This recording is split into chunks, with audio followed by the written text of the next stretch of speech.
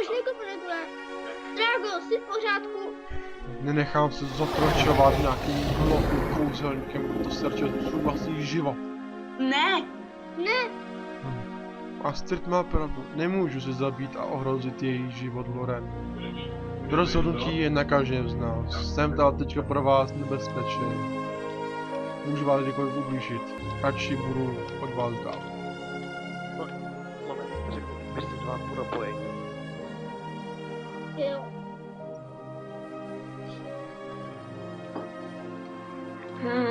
Chybí mi ještě jedna bylinka. Loren, jdeš se mnou? No, máš tady velmi zajímavé knížky, no a tak, proč ne? Tak pojď. Hele, myslíš tohle? Ne, to je pampeliška, já myslela tamto růžový vzadu. Aha, no to je tak úplný maskování přírody, no jdeme. Žulávek. Takže tohle to je ono, Jo, tohle je přesně ono. tady je toho asi nekonečno a tady už to končí, no to je jedno, takhle máme pár kvítků a můžeme vypadnout? Já už nějaké kvítky mám, jestli tak pozbírejte půlku toho políčka a potom za mnou přijď. Ale toho snad nepotřebuješ tolik, nebo jo? Jo, pokud chceš, aby Drago přežil. Bože můj, on tady sbírají co růžovýho sadí, nevím, jestli to existuje, nebo je to... Co tam vlastně napíšu? Takže 2 růžové byliny do jednoho lektvaru. Tu máš těží, babo. Au! Astrid, mám tady ten celý pytel těch kytek. Loren, Astrid? Drago? Kde je Astrid? nevím, já celou spal. Jak můžeš vědět? Co? Cože? Tam dole něco leží. Co? To je? Nějaká mapa a potom nějaký psaní. A je. Co je? Máme průser. Jaký? Je tu napsáno obchod a je tady napsáno čarodějnice za jistkyni. Máš tam mapu, kde mě najdeš. Ne, nemůžeš jít. Hele, Drago, zachránila nám život. Musíme jí to oplatit. Ne. Nebo já. Nemůžeš se Pojďte. sotva bránit. Nepůjdeš. Drago, pust mě. Ne, nepůjdeš. Půjdu. Bez ní tady stejně chcípnem, oba dva. Nelituju svých konání. Nepůjdeš nikam. I kdybys tam šel, tak si necháš zabít. Je to jasná smrt. Drago, jestli mě nepustíš, tak tady oba umřeme. Schnijeme tady, jak nějaký hrušky. Lépe Bože, schnít. prostě, zaslouží si to, zachránila nás oba dva. Lépe schnít, než být v rukou krále. Bože, ty jsi tak paličatý drak. Ještě, A ty jsi palečatá farmářská dívka. bože. Venkovský idioti.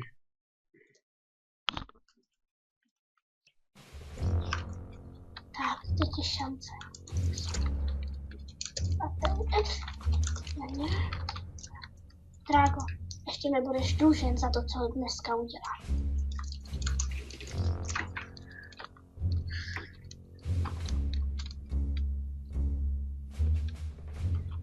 A teď rychle, kde mám tu mapu? Ne, já ji tam nechala. Ježiš, já plava. No to je jedno, musím si nějak vyvarovat. Musím si nějak poradit. Bože. Světlo. Jo, tak se to došla taky. Teď se neradovat a spíš zachránit Astrid. No to je jedno. Co? Ten meč zase svítí. To je jedno.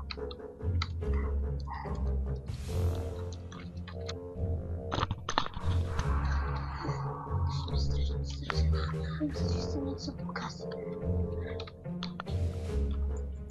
Astrid? Ježiši, Loren, co tu děláš? to tě zachrání. Co by se vlastně jinýho tady dělala? Víš, jak jsi je ohrozila? Víceméně tebe a Draga. Pozor, tu máš! Co to bylo? Loren! Loren! To snad ne. Ona tam šla! No to snad není možný. Jdu pro tebe, Loren. Už letím. Doufám, že jsem tady správně. Co to tady je? Upanda pua, to je Drag! Drago? Co tady děláš? Ty, mladá dámo, máš problém, ale to pak už řešíme. Teď musíme zachránit Astrid. Jo, A vy, pánové, jestli dovolíte, můžete laskavě odejít. Byli byste laskaví. Chlapi, utečte! Pozor! Jdi mi z cesty. Ještě někdo chce prásknout do bot? Někdo? Dobře. Tak, já se k tomu zkusím provelemit. Víc tu hlavu. Dobře, dál už nemůžu. dobře. Já zachráním Astrid, nejsem zase tak neschopná. Astrid? Jak se dostaneš ven? Nevím, zkus třeba otevřít tu mříž, já se nahoru nějak vyškrábu. Dobře, musím použít svůj ultra dobrý meč. Tak polez, hodila. Jo, už se snažím. Bože, ty nemáš žádnou fyzičku. Víš co? Doporučuji ti běhat kolem havraní skály asi tak 5 koleček. Ty tvoje starý kolena. Jen prosím tě. No to je... Sorry za ty starý kolena, ty máš pravdu. Drago? Drago? To se Drago! Drago, prosím, ne! Prosím, nepustí! Drago, dej ze mě tu trapu! Ne, ohrozil jsi mě, ohrozil jsi sebe. Nechte se. Au!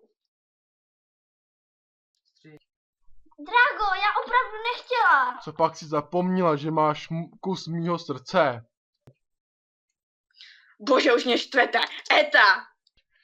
Co to bylo za nechutné slova? Co to bylo? To ti vysvětlím potom. Tak vám řeknu řešení, jak tobě, Drago, vrátit sílu. Loren musí zachránit osobu. Co? Nějakou osobu, anebo prostě žít podle kodexu. Jestli mě omluvíte, já to jdu omdlit, protože nemám tolik síly. Astrid? Astrid, vnímej! Halo! Astrid! Co to? No, tak to je jedno. Já jdu zachránit tu osobu.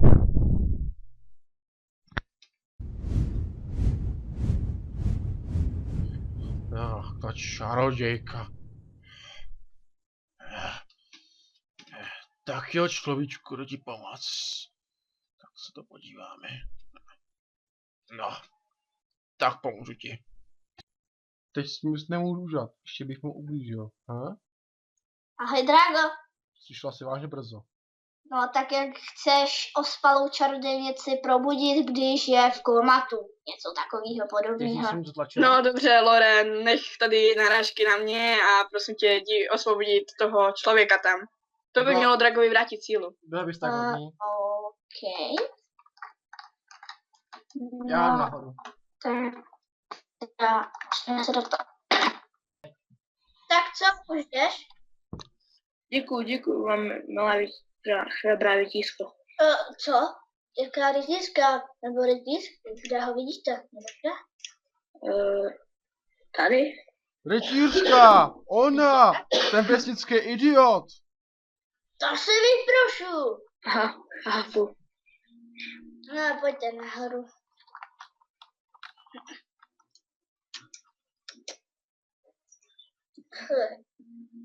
Ty jsi teda pěkně hnusnej, Drago. Jsi plesnilá houba. A ty vesnický idiot.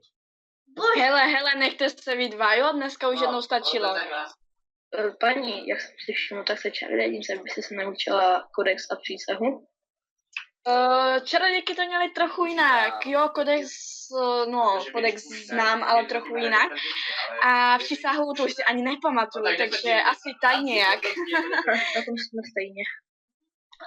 Jak jsi to myslel s tím rytířem? No vy? Jak jako já nejsem rytíř. Já neznám ten kodex a ani neumím s mečem. Tak jak se mám stát tím rytířem? Budu vás se naučit. Aha. A vy znáte ten kodex i tu přísahu? Samozřejmě, že ano, ale ne přísahu, tu už si nepamatuju. Aha. Chápu. No, jak se jmenujete? Já jsem rytíř kodexu a jmenuji se William. Aha, já jsem Loren, tohle je Astrid a tady je Drago. Drak, moc mě těší. Dlouho jsem se s drakem neviděl. Přesnivej drak. Mě taky těší. Loren, ale no tak. Počkat, říkal jste, že jste se dlouho s drakem neviděl. To znamená, že musíte žít víc jak 100 let. Jo, přesně tak. Ano, to je pravda. To vy jste tak hloupí, že nepoznáte, že to je elf? Drago, nevtipkuj nám tady. Vždyť elfové už dávno nežijí. Oprava, poloelf. Počkej, takže ty žiješ 1000 a víc let? Samozřejmě, že ano. Promiňte, ale tohle je na mě moc silný. Loren, počkej. Golieme? Ano, No, mohl bychom jít s těma dvěma. to byl dobrý nápad. Jo a nech ten luk tam, kde je. Dobrá.